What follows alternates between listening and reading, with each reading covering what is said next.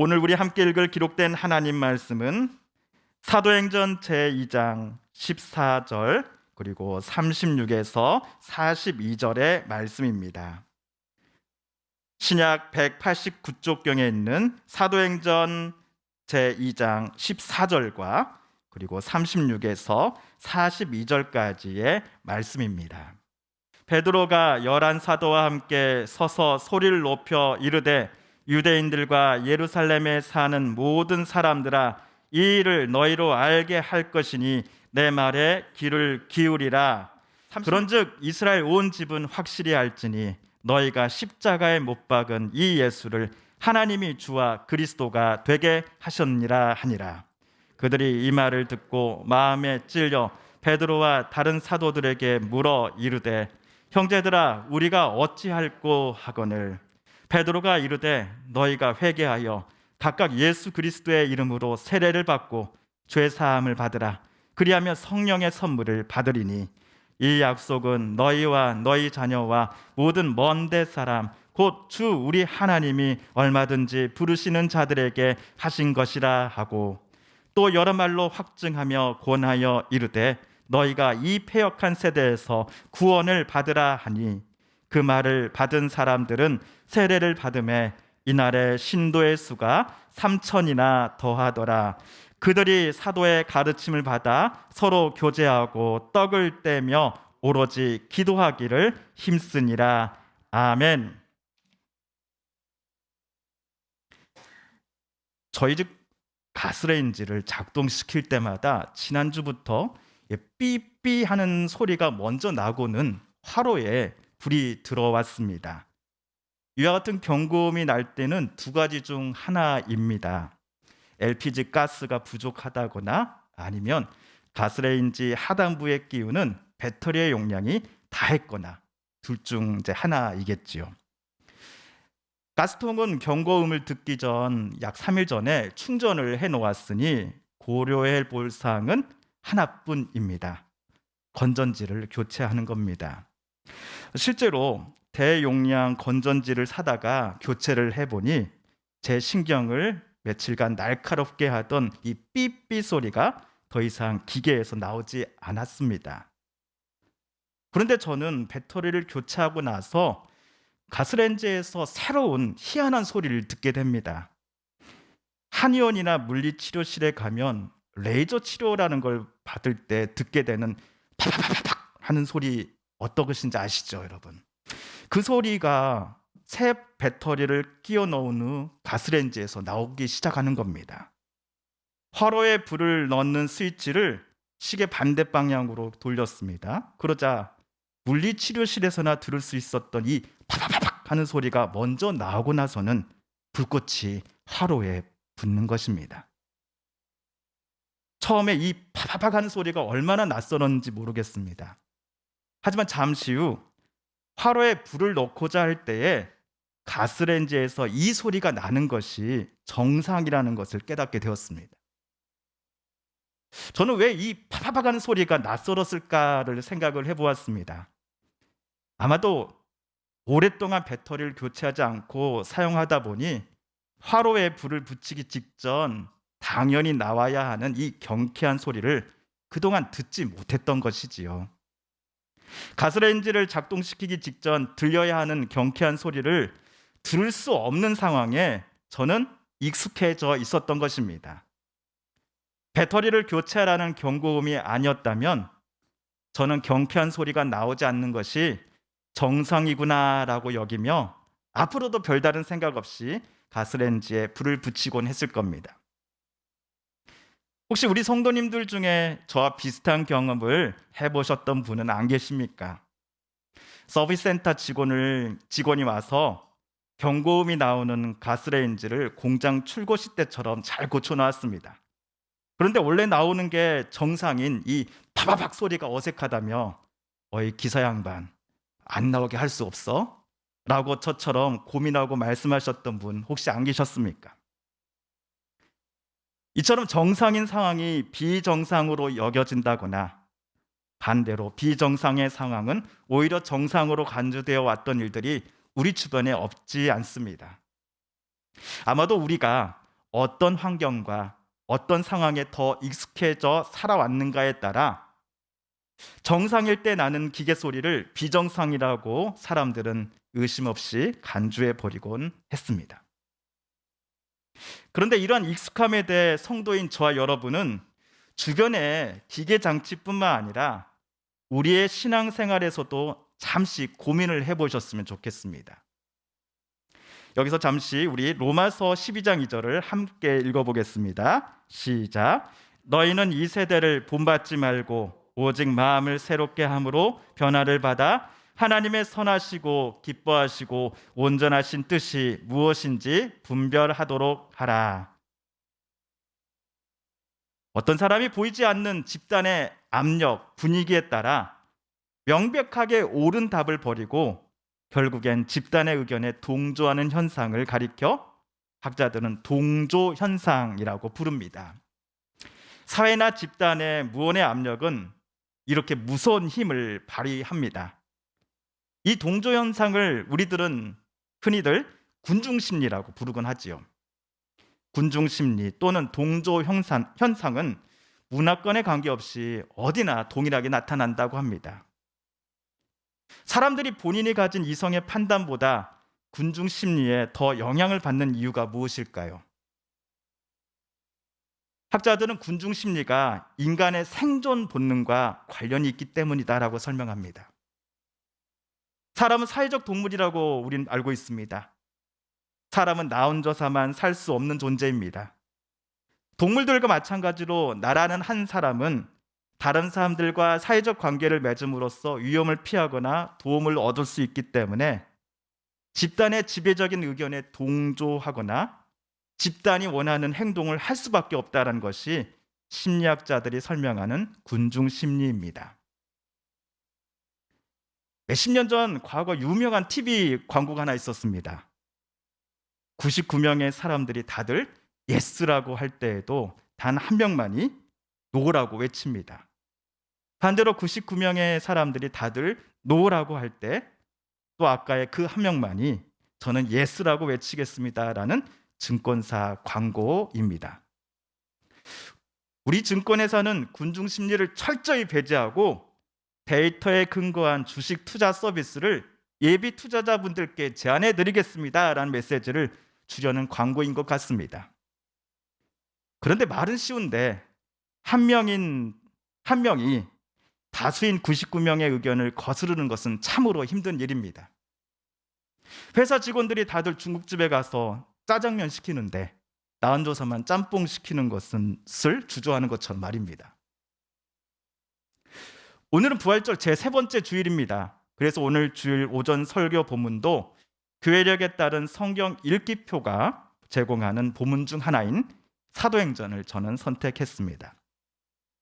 그런데 오늘 말씀 속에서도 군중심리라고 하는 기차에 올라탔던 것을 뒤늦게 후회하는 사람들이 등장합니다. 이들을 향해 사도 베드로는 이렇게 외쳤습니다. 우리 36절을 세 번역으로 다시 한번 읽어봅니다. 시작. 그러므로 이스라엘 온 집안은 확실히 알아두십시오. 하나님께서는 여러분이 십자가에 못 박은 이 예수를 주님과 그리스도가 되게 하셨습니다. 36절에서 베드로는 먼저 자기 앞에 모여있던 수많은 군중들을 향해 여러분이 예수님을 십자가에 못 박았습니다 라고 말합니다. 물론 예수님의 손과 발에 직접 못을 박은 사람들은 로마 군사들입니다. 이러한 명령을 내린 것은 빌라도 총독입니다. 그러나 빌라도가 바라바와 예수님을 광장에 데리고 와 세워놓았을 때 예수를 십자가에 못 박고 바라바를 풀어주십시오라고 소리쳤던 사람들이 거기에 있었습니다. 그들의 성화에 못 이겨 결국 빌라도는 예수님을 갈보리산 언덕에 세워진 십자가 형틀에 못 박혀 죽게 만들었습니다. 그런데 지금 베드로 앞에 서서 그의 설교를 듣고 있었던 사람들 중에 수많은 이들이 빌라도와 예수님 앞에서 예수를 십자가에 못 박아라 라고 소리쳤던 사람들이었던 것입니다. 그 소리쳤던 사람들이 베드로가 설교하기 직전에 일어난 마가의 다락방에서 생겨난 오순절 성령 강림을 직접 자기들 눈앞에서 체험하게 됩니다. 놀랍고 두려워하는 이 군중들에게 베드로는 여러분이 소리쳐 못 박게 한 예수님을 하나님께서 주와 그리스도가 되게 하셨다라고 선포합니다. 여기서 주란 모든 사람과 만물의 주인 또는 주제라는 뜻입니다. 사람을 포함한 온 세상 만물을 다스리고 통치하시는 주님이 하나님이 되신다라는 뜻입니다. 그리고 그리스도란 하나님께 기름 부음 받은 자라는 그리스어입니다. 히브리어는 메시아이지요. 하나님께서 이 세상을 구원하기 위해 보내신 그리스도 또는 메시아가 다름 아닌 여러분이 며칠 전에 십자가에 못 박게 했던 그분 나사렛 예수였다라고 오늘 베드로는 선포하고 있는 것입니다. 이때 군중들의 반응은 무엇이었습니까? 37절을 보시면 그들의 마음이 찔렸다라고 쓰여져 있습니다.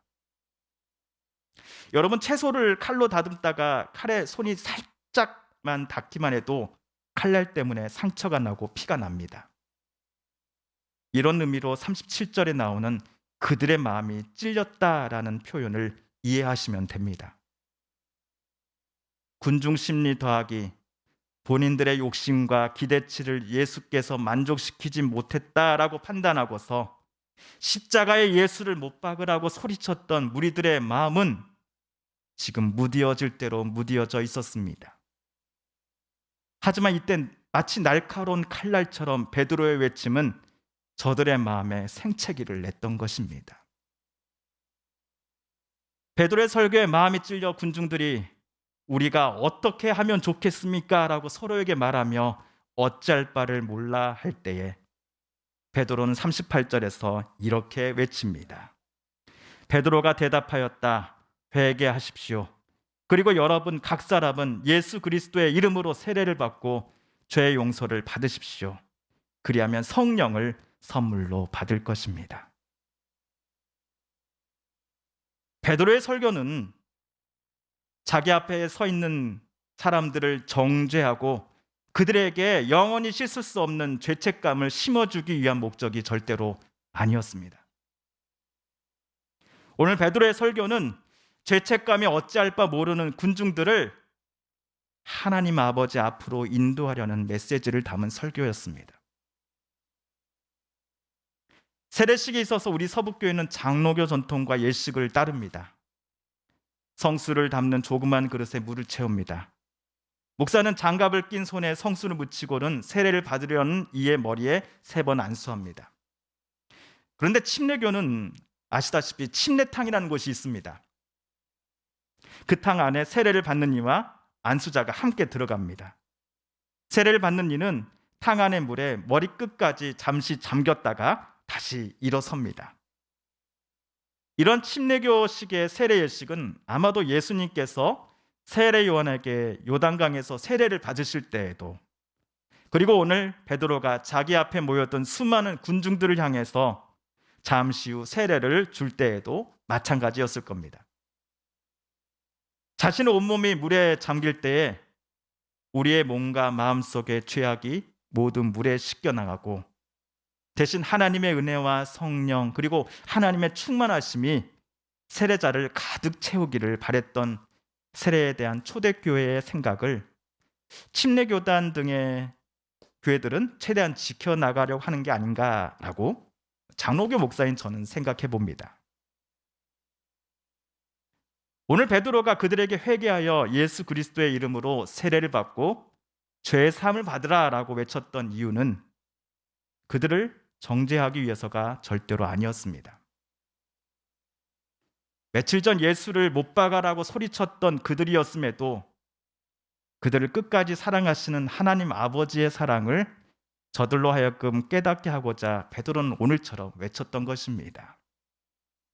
군중 심리로 예수님을 오해하였고 심지어 죽이기까지 하였던 그들이었지만 예수님이 하나님께서 보내신 하나님의 아들이요 주요 그리스도이심을 분명히 깨닫고 그분의 이름으로 세례를 받을 때 저들을 주님은 용서해 주실 것이며, 또 그들이 방금 전 목격했던 성령 강림의 역사가 본인들에게도 임하게 될 것임을 베드로는 오늘 똑똑히 말해 주었습니다.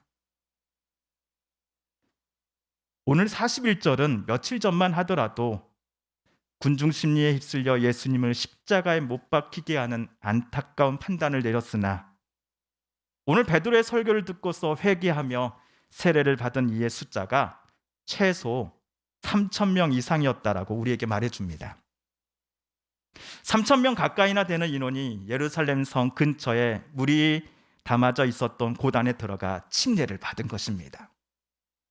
침례를 받기 전 그들 속에는 예수님을 오해했고 심지어 미워했으며 저주하면서 예수님을 이 땅에 보내신 하나님 아버지와 맞서 싸우려는 마음으로 가득했을 것입니다. 하지만 예수의 이름으로써 세례를 받으면서 이들 3,000명 이상의 사람들의 마음은 모두 물로써 깨끗함을 얻되 이제 예수의 사람으로 새롭게 살겠다라고 다짐하게 되었을 것입니다. 예수님께서 하나님의 능력으로 죽음을 이기고 다시 사신 것처럼 오늘 3,000명의 사람들은 세례를 받을 때에 예수와 함께 새롭게 태어나 새로운 삶을 시작하게 된 것입니다. 오늘 42절은 이들 3,000명에게 일어난 구체적인 삶의 변화를 다음과 같이 소개합니다. 우리 42절을 함께 읽어볼까요? 시작. 그들은 사도들의 가르침에 몰두하며 서로 사귀는 일과 빵을 떼는 일에 기도에 힘썼다. 아멘. 설교를 시작하면서 제가 말씀드렸던 배터리를 교체하고 나서 파바박 하는 경쾌한 소리를 내기 시작한 저희 집 가스레인지 이야기를 다시 한번 떠올려 주시겠습니까? 파바박 소리가 나는 것이 정상이고 그 소리가 나지 않는 것이 비정상입니다. 하지만 저는 너무나 오랫동안 비정상인 상태에 익숙한 나머지 비정상을 정상으로 지금까지 간주해 왔습니다. 교계의 수많은 분들이 바른 신앙을 회복하자, 초대교회 때로 되돌아가자라고 외칩니다. 저는 우리가 회복해야 할 바른 신앙이란 절대로 구호로 그칠 것이 아니다라고 생각합니다. 교회가 가르치는 교리를 아무런 의심 없이 마치 구구단을 외우듯 암기하고 남에게 말해줄 수 있을 정도의 단계에 오르는 것을 올바른 신앙인의 모습으로 간주해서도 안 될 것입니다. 대신 저는 우리가 회복해야 할 바른 신앙이란 오늘 사도행전 2장 42절이 적어놓은 모습을 우리가 회복하는 것이다 라고 생각합니다. 사도들의 가르침에 그들이 몰두했다라는 것은 그들이 하나님 말씀 듣기를 사모했다라는 의미입니다. 오늘 회개한 3,000명이 보여준 모습은 특정 목사 또는 특정 교주에 무조건 순종하고 그의 말이 절대 진리라고 생각하며 사는 것과는 180도 다른 삶입니다. 그리고 기도에 힘썼다라는 것은 그들이 하나님을 만나기를 소망했고 예수님처럼 그들도 하나님의 음성과 뜻 그리고 인도하심에 기쁨으로 순종하기를 시작하였다라는 의미일 것입니다. 힘든 일과 곤란한 문제들을 만날 때에 내 삶의 주인이시오 예수님을 죽음에서 생명의 자리로 부활시키신 그 하나님의 능력을 온전히 의지하면서 하나님께 간구함이 바로 기도이기 때문입니다. 또로 서로 사귀는 일과 빵을 떼는 일이란 교회의 성만찬 예식에 적극적으로 참여했을 뿐만 아니라 성도들의 상황을 돌아보며 자신의 것을 조금씩이라도 다른 이들에게 서로 나누기를 기뻐했다라는 의미일 것입니다. 예를 들면 서부 파출소 앞길에 세워져 있는 간판에 쓰여진 우리 서북교회는 우리 고장 서부를 사랑합니다라는 문구를 실천하면서 살아가는 모습이 우리가 회복해야 할 또는 그리스도인으로서 살아가면서 평생을 붙잡아야 할 진정한 신앙인의 모습이요 색깔이 아닐까요? 저는 우리 서북교회가 이곳 서부면과 이웃분들에게 외딴 섬이 되지 않았으면 좋겠습니다. 마찬가지로 저와 우리 서북교회 모든 성도님들도 저와 여러분의 집 주변과 우리가 관계를 맺고 살아가는 모든 분들에게 따뜻하고 의지할 만한 이웃이요 안식처가 되었으면 좋겠습니다. 서북교회라고 불리는 것이 아니라 우리 교회라고 불렸으면 좋겠습니다. 목사님, 저도 나름대로 42절의 모습을 회복한다라고 애쓰는 것은 사실이지만 여전히 부족한 점이 훨씬 더 많습니다. 이웃분들이 보시기에 부족하고 아쉬운 점이 한두 가지가 아닐 것입니다. 그렇다고 하여 우리가 과거처럼 군중심리에 다시 휩쓸린다거나 교회를 통해 하나님께서 이 땅 이곳 가운데 하고자 하시는 놀랍고 기이한 계획들을 땅속에 묻어버린 채 살아가지는 않을 것입니다. 어떤 그룹의 지도자가 누구인가에 따라 그 공동체의 방향성이 정해지곤 합니다. 우리 서북교회의 주인이요, 저와 여러분의 삶의 주인은 담임 목사가 아니라 예수 그리스도이십니다.